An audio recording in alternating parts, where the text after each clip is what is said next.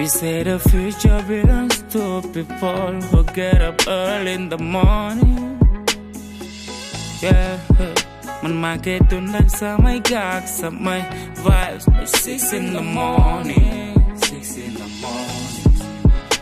Whoa, how, play how, but I got my head up 6 in the morning. Alors, je me nomme Samuel Faye, je suis juriste de formation, enseignant-chercheur et coach. Je suis aujourd'hui le directeur du Centre national de formation des techniciens des pêches et de l'aquaculture. Je suis un citoyen sénégalais, panafricain de cœur. Alors moi, je suis juriste de formation à la base. Donc j'ai une licence en droit privé, un master en droit privé, un DSS de juriste d'affaires et je suis chercheur sur les sujets liés au droit et à la gouvernance des organisations. Et aujourd'hui, un projet de recherche qui est en cours depuis maintenant 3 ans sur le droit privé, en tant que chercheur au niveau du Centre de recherche en droit des affaires de l'Université de Toulouse.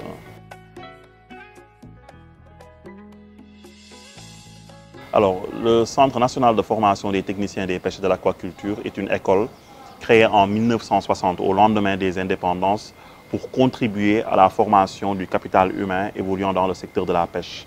Le Sénégal est un pays côtier. La pêche est l'une des principales activités génératrices de revenus et de richesses, activité qui contribue énormément au PIB du Sénégal. Donc très tôt, les gouvernants du Sénégal ont fait le choix de se doter d'un centre afin de développer un avantage économique sur un domaine stratégique qui est celui de la pêche et de l'économie maritime en général. Donc ce centre, sur plusieurs générations, donc depuis le lendemain des indépendances, a formé les techniciens et techniciens supérieurs qui évoluent dans le secteur cité. Et aujourd'hui, cette offre de formation, pendant longtemps confinée aux techniciens, s'est élargie parce que le centre initie des formations pour les cadres qui sont dans le secteur de la pêche. Récemment, nous avons lancé un programme sur l'économie bleue. C'est inciter les acteurs, les cadres à inscrire leurs projets dans une perspective d'économie bleue, qui est une perspective plus globale et qui invite le développement durable au cœur de son action. À côté de cela, le centre aujourd'hui également a des offres de formation ciblées, formation à la carte pour les acteurs de la pêche, que sont les pêcheurs, les mareyeurs, les femmes transformatrices. Et ces modules permettent d'améliorer leur productivité, leur rendement au travail, ce qui fait que l'impact est direct, l'impact est réel pour ces personnes qui bénéficient de la formation, l'impact dans leur métier, dans leur vie de tous les jours, bien évidemment.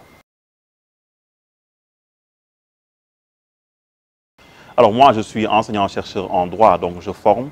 J'ai eu la chance pendant plusieurs années de délivrer des cours en droit des sociétés, en gouvernance d'entreprise.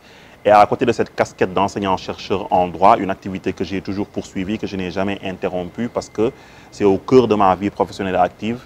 Je suis également coach sur les questions liées au leadership, liées au développement personnel, liées à la prise de parole en public. Et pendant plusieurs années, au niveau d'une vie professionnelle passée, j'ai eu à animer des séminaires de formation pour les étudiants eux-mêmes, mais aussi à destination des entreprises. Donc c'est une passion que la formation sur les sujets de transformation personnelle, le développement des soft skills. J'ai initié également une plateforme qui s'appelle Scholaris Africa Education, qui vise à fédérer plusieurs compétences africaines, pas seulement le Sénégal, africaines, sur des sujets qui touchent à l'éducation, la formation en Afrique. Et Scholaris aujourd'hui porte un plaidoyer, par exemple, sur la mobilité académique des jeunes citoyens d'Afrique au sein du continent, parce qu'on estime que la vision panafricaine, qui est celle de l'Union africaine, trouvera un terreau fertile dans la jeunesse quand nous aurons consolidé l'allégeance citoyenne des jeunes africains et quand nous aurons développé plus de possibilités de synergie entre jeunes de différents États. Et ça passe par cette mobilité académique dont nous parlons, le fait que plus de jeunes aillent dans d'autres pays africains découvrir leur réalité à travers des programmes d'échange. En Europe, ils ont le programme Erasmus. C'est inciter l'Union africaine à aller dans ce sens et je pense que c'est un plaidoyer que nous portons. Et de plus en plus, nous parvenons à fédérer des écoles, des compétences autour de cette vision panafricaine portée par Scholaris Africa Education. Scholaris, c'est également une vision d'une Afrique forte à travers un capital humain performant. Donc c'est transmettre des connaissances, des expertises les plus belles du continent aux jeunes pour leur permettre d'être plus à même de relever les défis qui nous interpellent en termes de développement et d'émergence.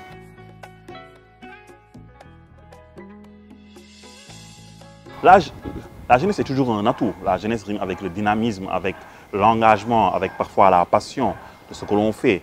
Donc c'est un atout. Jeunesse aussi rime avec compétence parce qu'on a beaucoup de jeunes, majoritairement même extrêmement compétents dans leur domaine d'activité. Donc je considère que c'est un atout. Après, dans un environnement où la légitimité se construit dans la durée, dans un environnement où la notion d'ancienneté occupe une place extrêmement importante, quand on est jeune, il faut parfois apprendre à se faire sa place. Ce n'est pas toujours un environnement pressé de vous accueillir que vous aurez en face de vous. Donc le défi, c'est toujours se tisser sa place dans le respect des convenances, dans le respect d'autrui, mais en sachant faire prévaloir ses idées par la force des arguments, par la posture, par la manière d'être.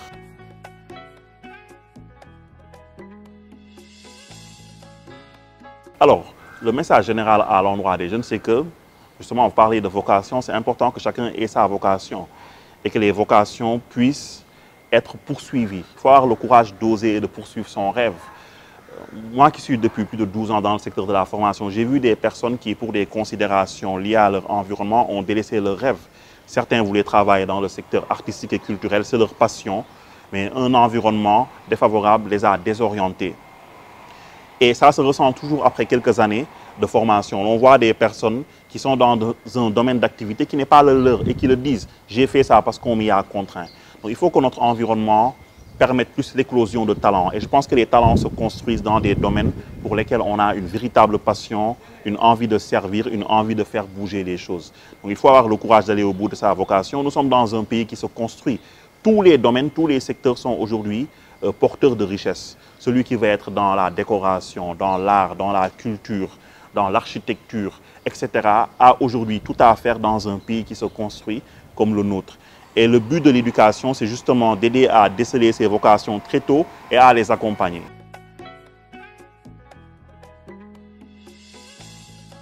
Les trois sont très importants. Savoir, savoir-faire, savoir-être. Je pense que toutes les offres de formation des établissements doivent davantage se construire autour de ces trois piliers. Le savoir, il est fondamental. Il ne faut pas le négliger. Ce qu'on appelle la connaissance théorique, et ce qui permet d'avoir une vision globale dans le secteur dans lequel on évolue, d'avoir le recul nécessaire pour porter une action réflexive sur ce secteur d'activité et demain de pouvoir suivre l'évolution du domaine. Les compétences seules ne suffisent pas parce que les métiers évoluent sous l'impulsion de l'intelligence artificielle, de la robotique, de la technologie. Beaucoup de métiers vont évoluer. Quand on n'a pas le savoir qui nous permet de porter une réflexion, d'avoir le recul pour suivre cette évolution, on peut rapidement être has-been, être dépassé. Donc c'est très important le savoir. Le savoir-faire, il est déterminant. Au sein de l'entreprise, on insiste beaucoup sur les compétences. Qu'est-ce que je sais faire? Je suis juriste. Est-ce que je sais faire un contrat? Est-ce que je sais rédiger une convention? Est-ce que je sais créer une société, etc., etc. Je suis financier. Est-ce que je sais lire des états financiers, établir, tenir une trésorerie? Donc, on a besoin de ces compétences parce que ces compétences sont extrêmement demandées par des entreprises et c'est ce qui constitue notre cœur de métier.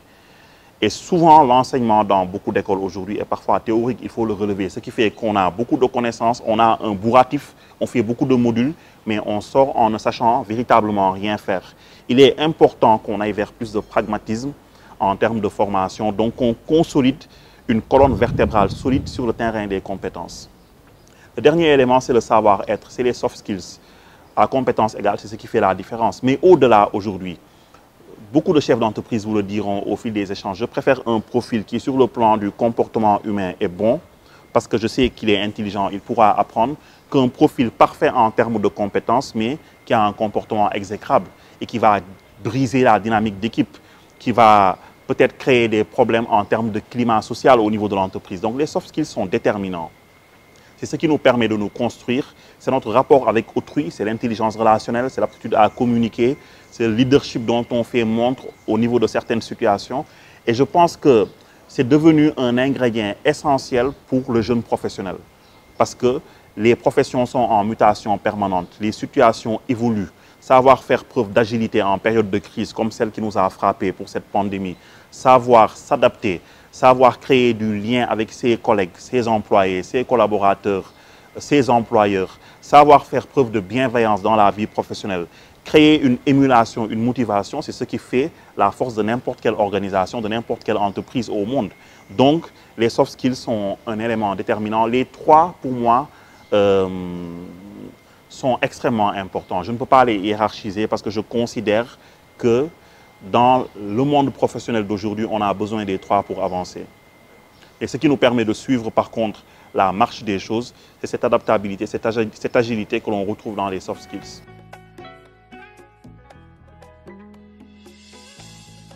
L'échec, on en rencontre souvent. On a initié des projets qui ont échoué. Moi, j'aime bien raconter à mes étudiants l'une de mes premières expériences professionnelles. Quand j'ai eu mon diplôme de master en droit, j'ai mis en place un cabinet de conseil qui avait bien démarré avec des premiers marchés qui nous avaient beaucoup rapporté. Et c'est la première fois qu'on voyait ce que veut dire 1 million, 2 millions. Puis, les choses ont périclité. On n'a pas su gérer l'entreprise dans la durée. Et donc, cet échec nous a beaucoup apporté par rapport à notre vie professionnelle. Savoir que le consulting nécessite parfois une expertise qu'il faut construire parfois dans une vie professionnelle précédente. Savoir également que la gestion, c'est savoir prévenir, savoir préparer les mauvais jours, savoir être économe. Voilà, de cet échec, moi, j'ai beaucoup appris en tant que manager, en tant que dirigeant. Et on en a dans d'autres domaines, on en a dans la vie associative, on en a dans la vie de tous les jours. C'est un frein, certes, parce qu'on est confronté à un obstacle, on est obligé de s'arrêter, mais c'est souvent une motivation supplémentaire pour tirer les leçons qui s'imposent et pouvoir rebondir. L'adversité, c'est un moteur. Certains le prennent très négativement en rentrant dans des considérations interpersonnelles malsaines. On en rencontre, j'en ai rencontré. J'ai toujours su me départir de la subjectivité induite par l'adversité en ne m'opposant pas à des personnes directement, mais en m'opposant à des idées et en trouvant dans cette adversité peut-être un moteur qui me permet de grandir, d'aller de l'avant, d'apprendre davantage, d'exceller pour pouvoir continuer à évoluer. Donc ce ne sont pas, que ce soit l'échec ou l'adversité, ce ne sont pas nécessairement des obstacles. On peut les considérer en moteur, tout dépend de la perspective mentale dans laquelle on s'inscrit du mindset. Et je pense que les plus belles réussites dans le monde se sont construites après des échecs ou des situations d'adversité. Et ça, plusieurs études l'ont montré. Donc savoir tirer dans cette douleur, cette souffrance induite par l'échec, dans cet inconfort induit par l'adversité, la force, l'énergie qui nous permet de rebondir et de pouvoir aller de l'avant.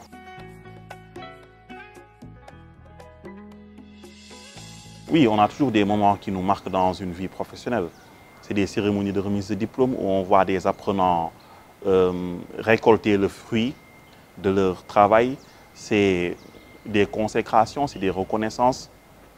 J'ai eu la chance d'être nommé très jeune à certaines fonctions de responsabilité. J'ai été directeur d'un établissement d'enseignement supérieur privé à peine à 29 ans dans un environnement académique où la moyenne d'âge est parfois assez relevée. C'est des moments de satisfaction et de défi. Après ces satisfactions, c'est pour un temps. Quand on prend le fauteuil et qu'on est éprouvé par l'échec, par l'adversité, par 1000 situations imprévues, bien évidemment, on jette un regard parfois différent sur ces fonctions, ces postes qui sont toujours éphémères. Et l'on se rend compte que ce sont juste des tremplins pour essayer de s'améliorer et de grandir sur le plan humain et personnel. Donc, on a plusieurs moments de satisfaction. Mon arrivée au centre a été une belle satisfaction professionnelle parce que je découvrais un monde qui n'était pas le mien et pouvoir impacter la vie de jeunes citoyens qui sont des techniciens dans un secteur porteur, c'est également une grande satisfaction professionnelle. On en a, comme on a des moments de doute et c'est ce qui fonde notre monde.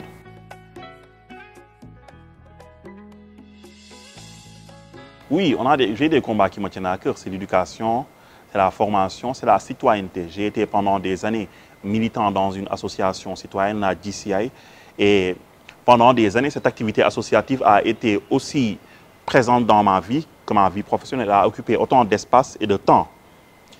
Et de cet engagement, j'ai beaucoup appris. Peut-être que je ne l'ai pas dit lors de nos échanges, mais je considère que l'expérience associative, le fait de s'engager bénévolement, de s'inscrire dans une perspective de don de soi pour des causes comme la citoyenneté, la santé, le civisme, c'est quelque chose d'extrêmement important et d'extrêmement bénéfique en termes d'apprentissage. Donc la citoyenneté me tient beaucoup à cœur parce que je sais qu'on ne construit pas une nation avec des personnes inciviques, indisciplinées. On construit une nation avec des citoyens disciplinés, amoureux de leur nation, qui ne violent pas en permanence leur environnement en y jetant des ordures, des déchets, qui sont respectueux d'autrui, de l'environnement de vie d'autrui et qui ont envie que leur pays fasse un grand bond en avant. Et je considère que dans ce domaine, on a encore énormément à faire. Consolider l'allégeance citoyenne, c'est le défi d'aujourd'hui et de demain pour des nations comme les nôtres. Parce que notre démographie évolue. La démographie, c'est une richesse remarquable, c'est une force, ça peut être une faiblesse quand vous avez au sein d'une nation des individus pour qui la notion de vivre ensemble ne veut rien dire. C'est créer une bombe sociale. Donc, il y a matière à construire une plus grande allégeance citoyenne qui permettra de consolider nos nations et de les placer dans une trajectoire de développement et d'émergence. Oui, c'est le sport. J'ai été très tôt dans une famille où le judo était une activité sportive familiale. Donc, je continue à en faire, même si mon emploi du temps ne me permet pas de le faire comme je voudrais. Si j'ai un regret, c'est d'avoir pas eu une carrière de compétiteur en judo parce que je pense que pendant des années, c'était un objectif chevillé au corps que d'être un compétiteur, d'aller remporter des médailles. La vie professionnelle nous éloigne de cela. Donc le sport est une passion, la lecture c'est une passion. Je suis passionné de mythologie, tout pays confondu, la mythologie sérère parce que je le suis. Donc je m'intéresse beaucoup aux histoires, aux mythes et légendes qui fécondent la cosmogonie sérère. Et je m'intéresse aussi à ce qui se passe ailleurs, en Égypte, la mythologie grecque, latine, scandinave. Voilà, je suis passionné par le règne animal. Je m'intéresse beaucoup aux documentaires qui traitent de cela, à l'environnement. Et je considère qu'en Afrique, on gagnerait davantage nous-mêmes à valoriser davantage notre environnement, notre cadre de vie, de développer cette sensibilité vis-à-vis de cette belle nature que Dieu a bien voulu nous offrir. Je trouve parfois regrettable que les meilleurs documentaires sur l'Afrique soient le fait de chaînes occidentales. Il faudrait que nos chaînes de télévision, que, comment dire, nos industriels qui sont dans ce domaine investissent davantage sur ces sujets qui sont très importants. Plus de dessins animés pour les enfants, les éduquer dans une perspective qui permet d'implémenter très tôt dans leur tête qu'ils sont nés pour être gagnants. Nous sommes enfants, je le dis, tous les enfants de ma génération, enfin je veux dire, quand on était enfants, tous ceux de ma génération ont connu Tom Seo, c'est l'Amérique, c'est le pays de la liberté. Et ça veut beaucoup dire pour le jeune citoyen américain. Mais le jeune citoyen sénégalais, l'enfant sénégalais, qu'est-ce que nos chaînes lui vendent très tôt pour faire de lui ce citoyen modèle? Quels sont les programmes qui sont mis en place pour lui inculquer des valeurs, des principes, des réflexes? C'est très important que l'on ait davantage cette sensibilité. Le développement, c'est un tout. Ce ne sont pas seulement des immeubles et des bâtiments qui poussent et qui ont une certaine esthétique. Ce ne sont pas seulement des infrastructures. C'est un ensemble. Il faut que cet ensemble-là soit mieux harmonisé en Afrique et qu'on investisse davantage dans ces domaines. Je pense que c'est très important. Je ne dis pas qu'il n'y a rien. Je ne suis pas nihiliste. En Afrique, il y a beaucoup. Au Sénégal, on peut être fier de beaucoup de belles choses qui se font et qui sont en train de se faire. Mais il y a encore des défis. Et je pense que dans tous les pays du monde, même le pays le plus développé, il y a des défis. Donc voilà. Oui, moi j'aime le Sine Saloum. Je suis de Fadiout et de Djilor. Et j'aime la force dégagée par ces lieux. J'adore y être pour me ressourcer et pour découvrir, apprendre au contact des autres. J'aime de manière générale la nature, donc j'aime y être, j'y vais.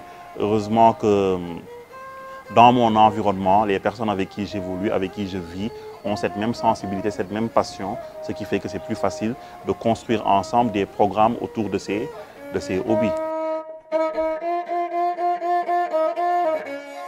Un mot pour mes parents, c'est juste dire que ce qu'on est, on le doit à la grâce divine et à ses parents. J'étais un enfant très récalcitrant aux études, je le dis. Pour certains membres de ma famille, c'est un miracle que je sois arrivé à ce niveau d'études. Je le dis très sincèrement et c'est vrai. C'est parfaitement objectif. J'ai dû être souvent redressé et mis sur le droit chemin. Donc, je ne peux que rendre grâce à mes parents parce que je leur dois tout ce que je suis. en termes d'éducation, en termes de posture, en termes d'aptitude à dépasser les problèmes de la vie. Je pense que c'est eux qui m'ont inculqué ces différentes valeurs. J'étais un enfant terrible et je pense qu'ils ont dû batailler ferme pour souvent me remettre sur le droit chemin. Donc je leur dois tout ce que je suis et bien évidemment en invitant également la grâce divine. En face de mes parents, je leur dirai merci et je vous aime. Et ils le savent. Et c'est très important que les individus, que les personnes qu'on aime sachent à quel point ils comptent à nos yeux. Et ils savent ce qu'ils représentent pour moi. Ils sont tout pour moi. Donc je leur dis merci et je vous aime.